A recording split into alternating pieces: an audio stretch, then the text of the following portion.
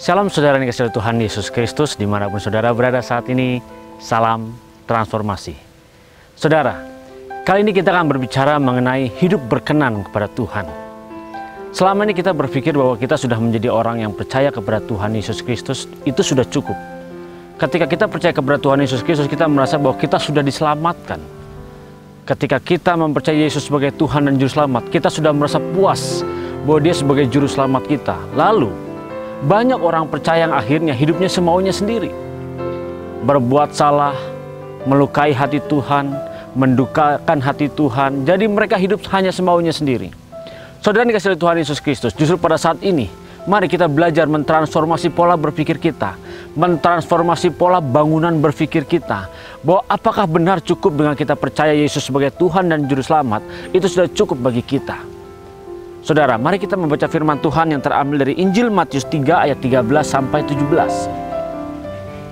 Firman Tuhan berkata, "Maka datanglah Yesus dari Galilea ke Yordan kepada Yohanes untuk dibaptis olehnya. Tetapi Yohanes mencegah dia, katanya, 'Akulah yang perlu dibaptis olehmu, dan engkau yang datang kepadaku.' Lalu Yesus menjawab, katanya kepadanya, 'Biarlah hal itu terjadi, karena demikianlah sepatutnya kita menggenapkan seluruh kehendak Allah.' Dan Yohanes pun menurutinya. Sesudah dibaptis, Yesus segera keluar dari air, dan pada waktu itu juga langit terbuka, dan ia melihat Roh Allah seperti burung merpati turun ke atasnya. Lalu terdengarlah suara dari sorga yang mengatakan, 'Inilah anakku yang kukasihi, kepadanyalah aku berkenan.'" Saudara, banyak orang percaya pada saat ini, kalau kita perhatikan, mereka sudah cukup puas dengan mereka percaya Yesus sebagai Tuhan dan Juru Selamat. Hidup mereka sehari-hari, karakter mereka, perbuatan mereka, tetap saja mereka hidup semaunya sendiri. Mereka tidak hidup seperti apa yang Tuhan inginkan. Padahal seharusnya ketika kita belajar firman Tuhan, kita percaya Yesus sebagai Tuhan dan Juru Selamat, hidup kita harus sama seperti apa yang kita percayai. Ketika kita membaca firman Tuhan ini, kita dengan jelas mengetahui bahwa seharusnya Yohanes yang dibaptis oleh Yesus. Tetapi ini yang terbalik yang terjadi. Justru Yesus yang datang kepada Yohanes. Yohanes mengatakan kepada dia bahwa seharusnya dialah yang dibaptis. Tetapi ini malah Yesus yang datang kepada Yohanes. Tetapi apa jawaban Yesus? Saudara, jawaban Yesus memberikan pelajaran kepada saudara dan kepada saya. Karena Yesus menjawab, sepatutnya kita menggenapkan seluruh kehendak Allah. Saudara, di dalam kehidupan ini, yang kita genapi, yang kita lakukan, justru apakah itu benar-benar kehendak Allah atau kehendak kita sendiri? Kalau boleh kita fair, sebenarnya banyak kehendak kita yang kita lakukan. Dan kehendak kita belum tentu itu menjadi kehendak Tuhan. Saudara, sepanjang hari hidup kita yang kita ikutin semua kehendak kita, bukan kehendak Tuhan. Adakah kita melibatkan Tuhan di dalam setiap aktivitas kita?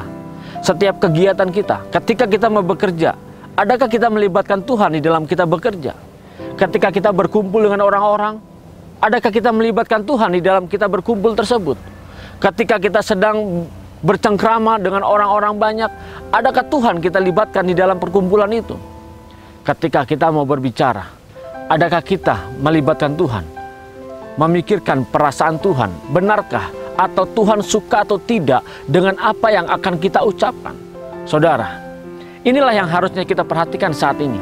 Kalau kita mau menggenapi kehendak Tuhan, justru terkadang kehendak Tuhan sering bertentangan dengan kehendak kita. Karena kehendak kita tujuannya adalah memuaskan daging kita. Tetapi kalau kehendak Tuhan tujuannya adalah memuaskan hati dan perasaan Tuhan.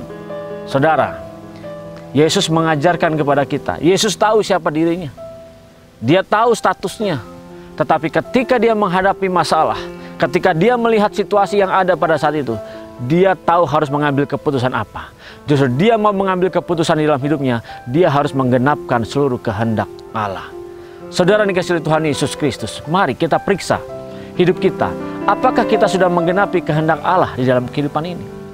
Jangan sampai saat ini kita merasa puas dengan percaya Yesus sebagai Tuhan dan Juru Selamat. Tetapi pada saat nanti akhirnya, justru firman Tuhan yang akan digenapi. Aku tidak pernah mengenal engkau, hai pembuat kejahatan. Enyahlah, saudara. Ini sesuatu yang mengerikan. Yang jangan pernah kita mimpikan kita mendapati hal seperti ini.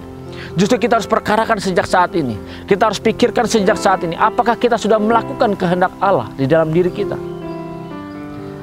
Umur kita sangat singkat, saudara. Justru sekaranglah waktunya, mari kita pergunakan sisa umur hidup kita. Maksimalkan sisa umur hidup kita, agar kita benar-benar melakukan kehendak Allah di dalam kehidupan ini. Saudara yang dikasihi Tuhan Yesus Kristus,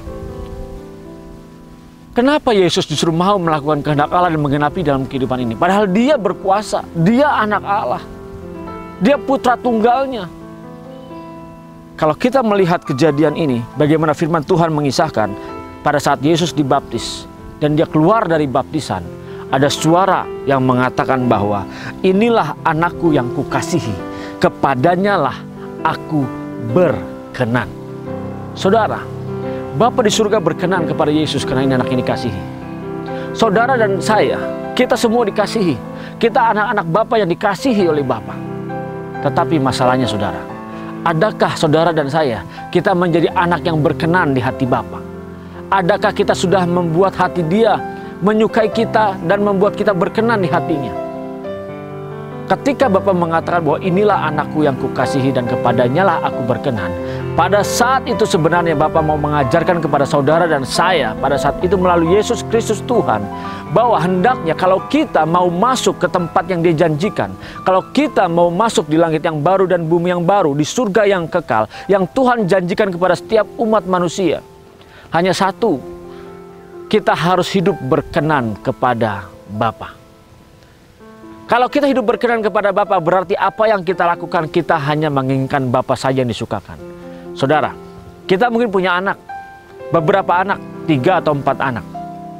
Semua anak-anak itu menjadi kesukaan kita, menjadi kesayangan kita. Anak itu semuanya kita sayangi. Tetapi pasti ada salah satu yang menonjol, yang membuat hati kita berkenan sama dia. Hati kita benar-benar suka sama dia. Semuanya kita sayang, betul, semuanya kita sayang. Tapi pasti ada salah satu yang membuat kita bersuka sama dia, membuat kita berkenan sama dia. Saudara, kenapa bisa satu anak ini yang berkenan kepada kita?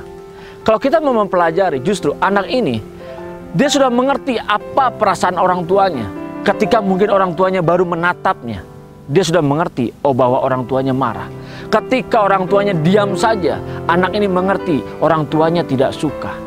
Ketika orang tuanya cuma melotot sedikit saja, anak ini sudah mengerti. Bahkan yang lebih hebat lagi dan lebih heran lagi, tanpa dia melakukan, tanpa dia berpikir, dia tahu apa yang akan dia lakukan. Ini menyenangkan hati orang tuanya atau tidak. Saudara, saudara dan saya, kita adalah semua anak-anak kesukaan Bapa. Kita semua anak-anak kesayangan. Tapi sudahkah kita berkenan? Kalau kita mau berkenan, justru kita harus mengerti apa yang kita perbuat, apa yang kita lakukan harus menyukakan hati Tuhan. Sebelum kita berpikir, bertindak, berkata-kata, kita sudah tahu perkataan kita, yang kita pikirkan, yang kita lihat, ini menyukakan atau menyenangkan hati Bapa atau tidak.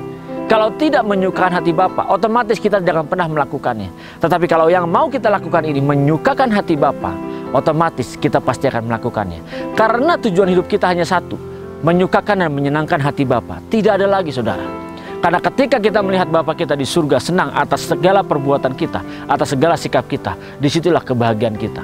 Dan ujung-ujungnya kita akan berkumpul dengan Dia. Kita akan berkumpul di langit yang baru dan bumi yang baru, di surga yang kekal di mana Dia janjikan nanti kita hidup bersama-sama di sana. Saudara, sekaranglah waktunya. Mari transformasi cara berpikir kita. Jadilah anak-anak yang berkenan kepada Bapa. Mulai hari ini, Tuhan Yesus Kristus memberkati. Salam transformasi.